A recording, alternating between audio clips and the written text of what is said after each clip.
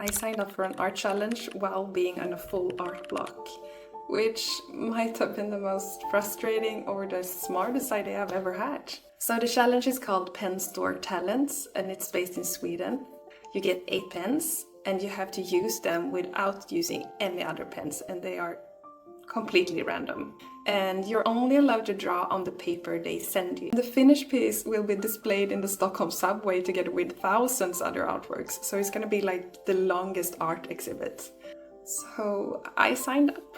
Hi, I'm Maia. I'm a longtime hobby artist from Sweden with big love for fantasy, messy sketches, ink and storytelling, and the cute, the dark, the romantic and the mysterious. My dream is to one day make a living from my art. This channel is where I can start that journey.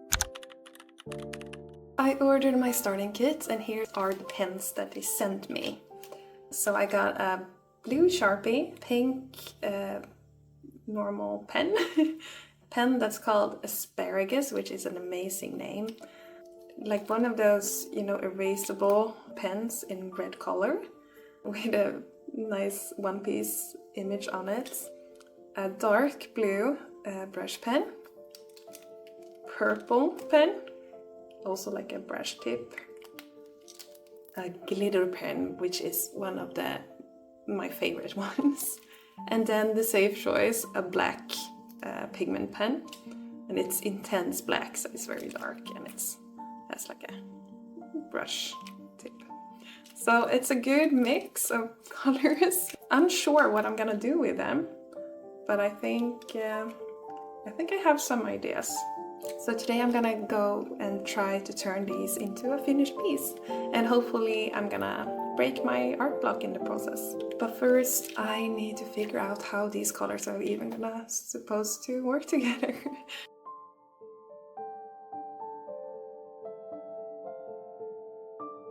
I did the sketch with the pink pencil. As you weren't allowed to use any other pencils, I thought that this was gonna be the best one, and I actually really like to draw with red pencils or pink pencils when I sketch. I feel like it gives the painting a bit more life, so I wasn't mad about this.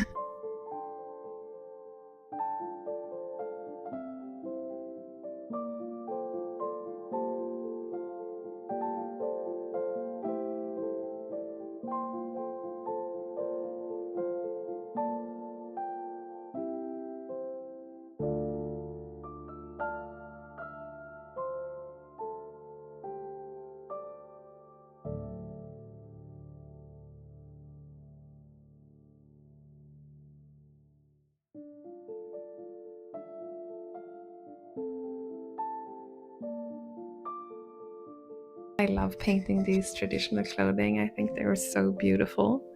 And they remind me of my home here in Sweden, and I think there's something very special about them. And it always gives me like this extra fantasy feeling.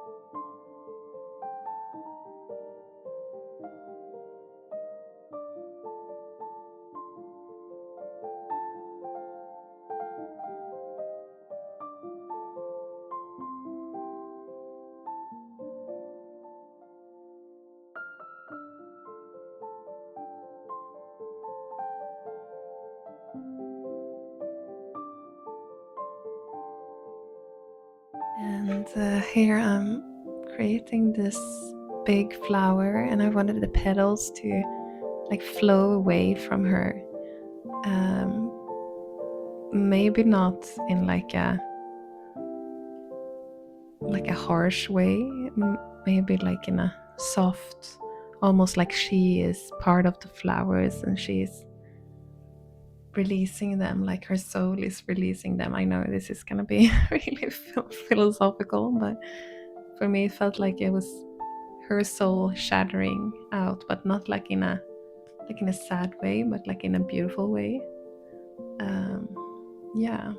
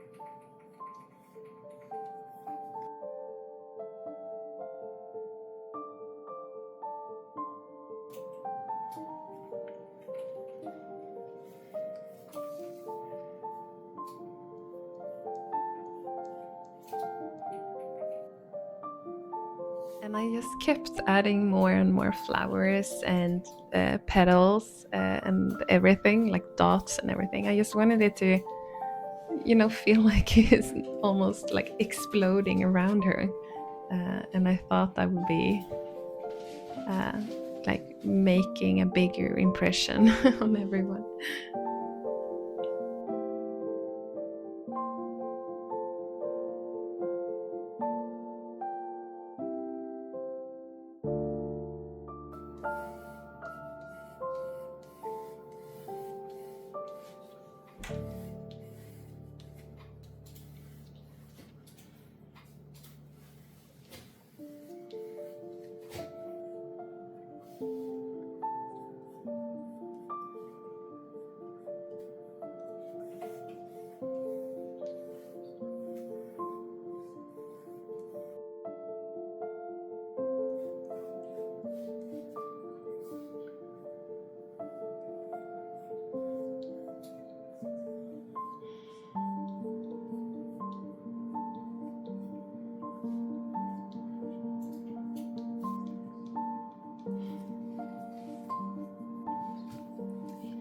And here I realized that I didn't have something round enough to use, like big and round to use for the moon. So I tried to improvise, and I didn't get like a perfect circle, but I think it went pretty well with the brush, anyways. And then I went in with the black pen, and it was hard to be light on my hands and not try to like not press it too hard, so it didn't get like too big lines. I usually have really thin ink pens when I draw, so I usually don't have to think about that. But now this time it was almost like I either pressed too hard or I pressed too light, and it just didn't make any marks on the paper. But I got into it, and I started to make thinner lines and fill out with more lines to shadow as well. I think it turned out pretty good, these line works. It wasn't perfect, and there was a few mistakes I made, especially with the hair, where the lines are double or a bit wobbly, but I think that adds to the charm as well.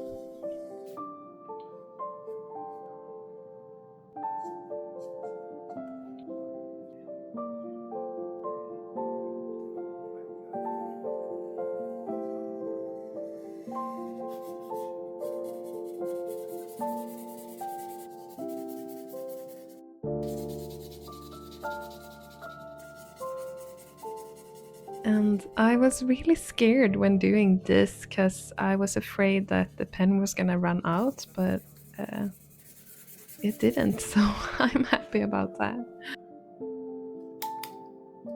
If it wasn't a challenge, this would be the time I would have stopped, because I really liked the faint red or pink and the black and white. This is this is where I would have stopped, but yeah, it was a challenge, so I kept going.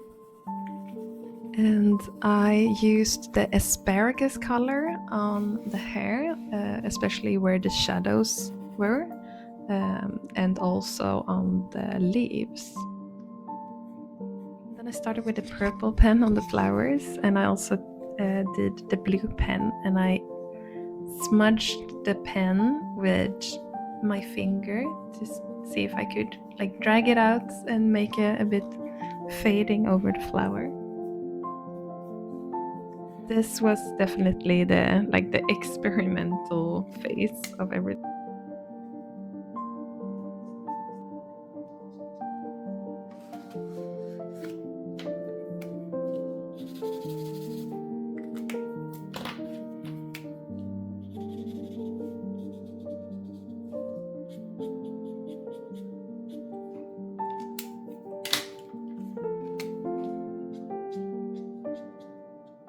And here I wanted to try and see if I could add some water on the petals with the three colors and make them like go together a bit better.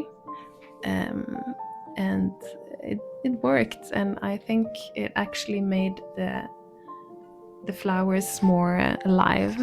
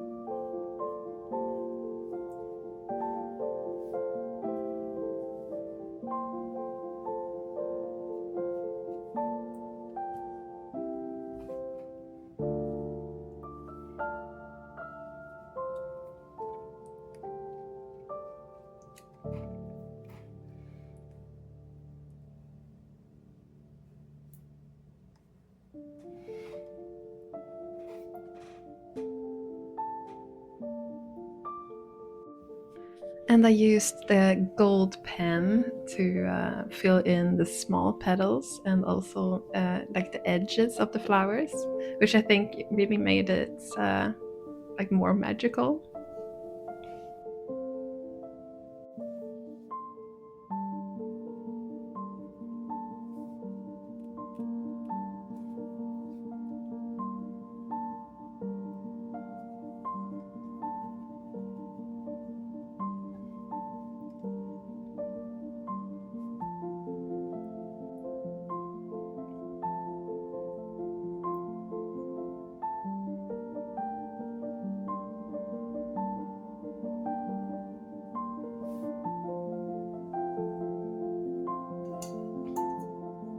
And then I decided to use water and the purple pen to fill in the dress as well. And I think that actually turned out pretty good.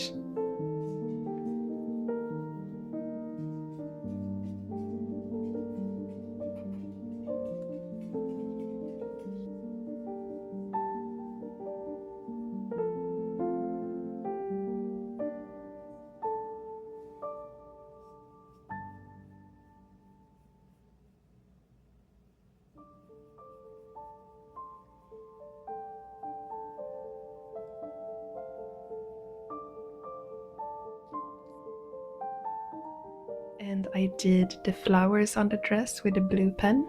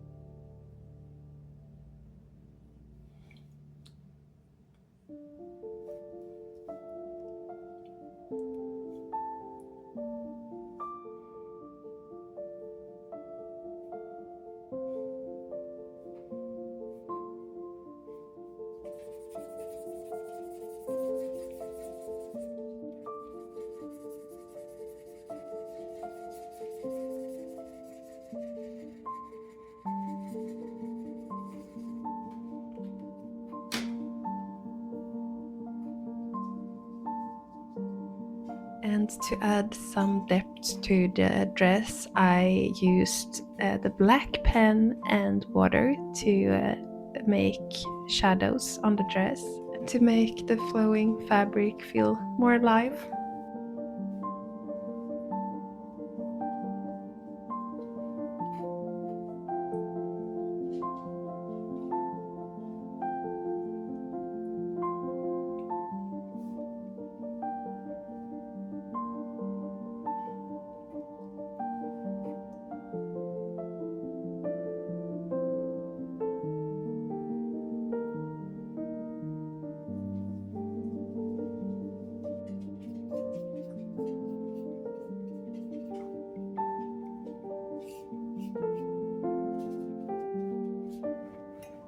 Also made the same thing on the hair, blending the black pen together with water to make the contrast between the white background and the hair and the moon a bit sharper.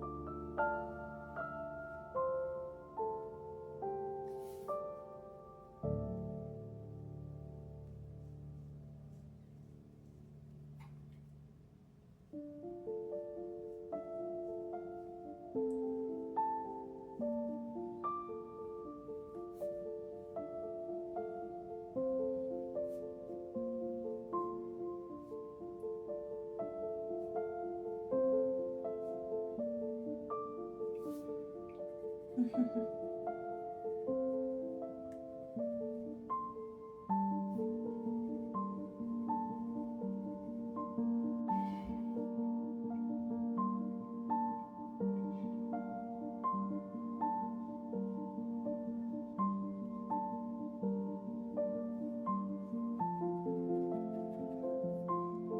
this is where I got a bit scared. I wanted to use the gold pen to make her skin color, and I didn't want it to be super like orange or gold. And in the beginning, it turned out a bit weird, but I trusted the process, and I used more water and I blended it out, and I tried to use my finger as well, which yeah, didn't turn out that good. But with more water, it actually made her skin pretty beautiful, I think, and it made it look like delicate and still alive.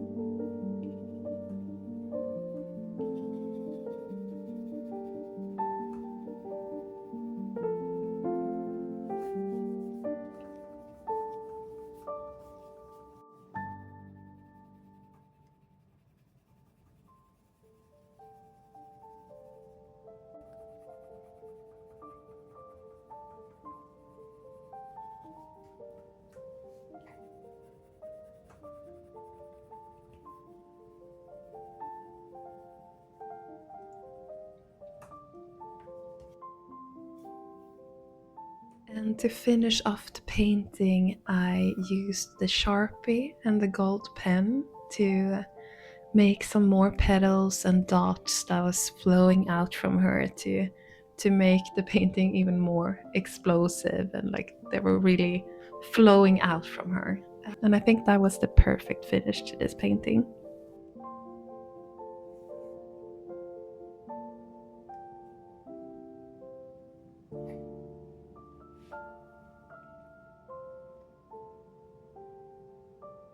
So when I opened this kit and I saw the colors, I actually felt a bit of relief because suddenly the decisions were already made for me.